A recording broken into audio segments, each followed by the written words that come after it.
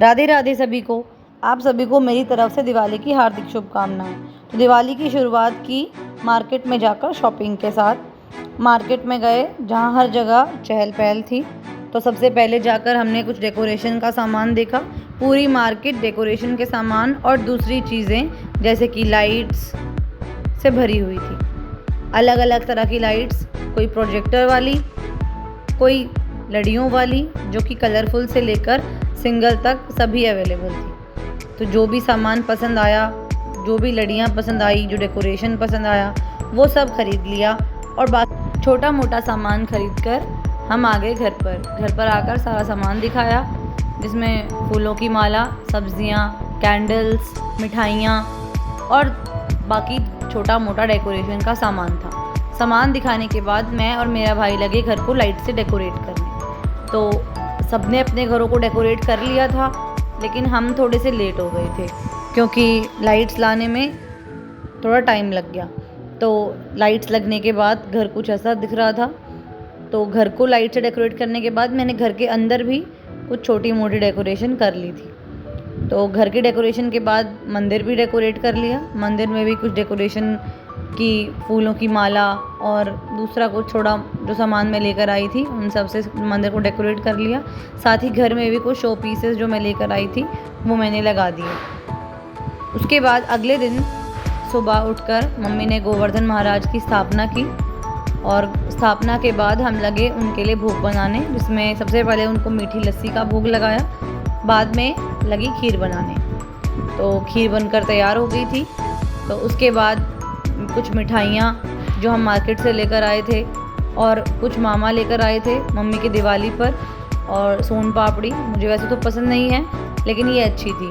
साथ ही कुछ खिलौने ये भी मामा लेकर आए थे और मैं मार्केट से लाई थी कुछ दिए जो कि डेकोरेटिव थे। तो इनसे मैं घर को सजाने लगी और पूजा की तैयारी करने लगी। तो गोवर्धन महाराज को खीर का भोग लगाया और लस्सी और खीर का भोग लगाने के बाद मैंने मंदिर में भी खीर का भोग लगाया। तो खीर का भोग लगाने के बाद मैंने खुद भी खीर, पूरी और मटर छोले एंजॉय किए। अगर आपको इनकी रेसिपी चाहिए तो कमेंट में ज़रूर बताएं। फिर मैंने शाम के लिए काबुली चना भिगोकर रख दिए क्योंकि शाम को मुझे सबके लिए रेस्टोरेंट स्टाइल छोले बनाने थे।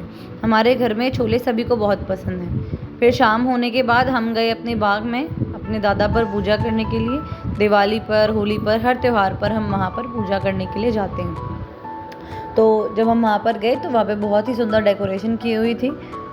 तो ये डेकोरेशन कुछ ऐसी लग रही थी।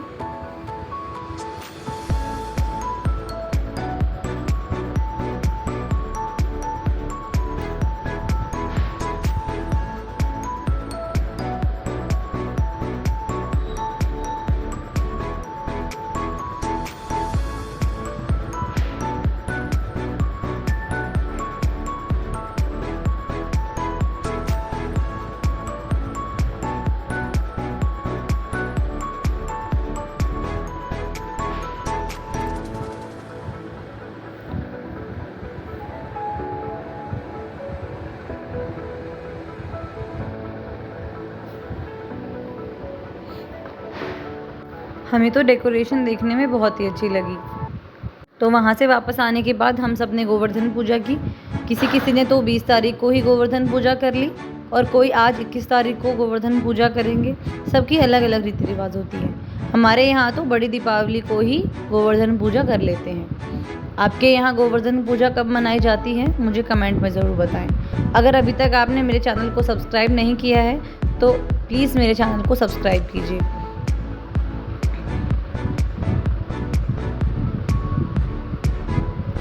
तो गोवर्धन पूजा करने के बाद हम सब ने अपने घर के मंदिर में बैठकर लक्ष्मी पूजन किया, जिसके बाद मैं दीपमाला करने छत पर जाने लगी। तो आज के दिन हमारे यहाँ 25 दिए जलाए जाते हैं और छोटी दिवाली को 5 दिए जलाए जाते हैं। तो सभी दियों को तैयार करके मैं छत पर गई और छत पर जाकर मैंने दीपमाला की।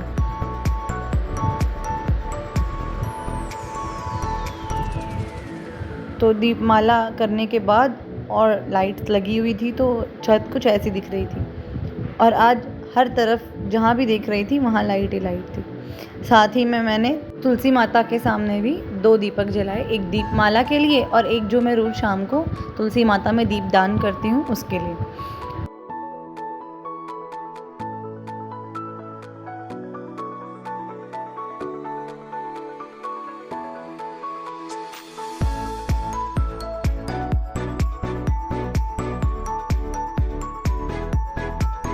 तो ऊपर दिए लगाकर आने के बाद मैं नीचे आकर खाना बनाने लगी। तो आज मुझे खाने में छोले बनाने थे, तो उसके लिए मैंने पहले छोले उबलने के लिए रख दिए थे।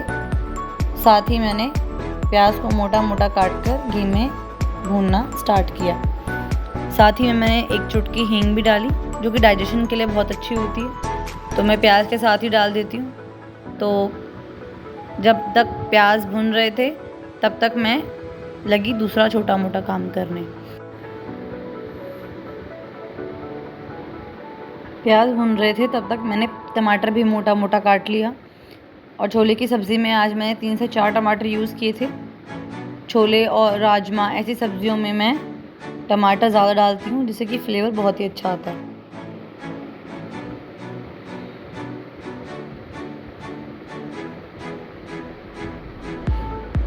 कोई कोई तो चॉपर से चॉप करता है, मैं भी कभी कभी चॉपर से चॉप कर लेती हूँ, लेकिन आज मेरा हाथ से काटने का मन था तो मैंने हाथ से काट ली। साथ ही मैंने 10 से 12 हरी मिर्च भी काट ली। तीखा तीखा खाने में कुछ अच्छा लगता है और मुंह का टेस्ट भी चेंज हो जाता है।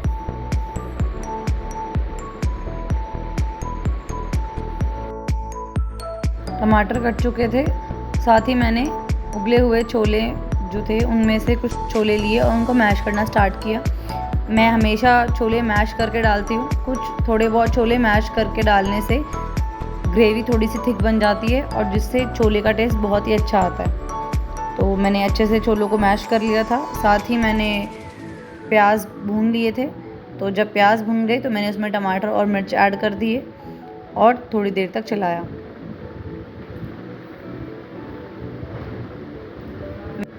मैंने ग्रेवी में कुछ बेसिक मसाले ऐड कर दिए और उनको थोड़ी देर तक चलाया।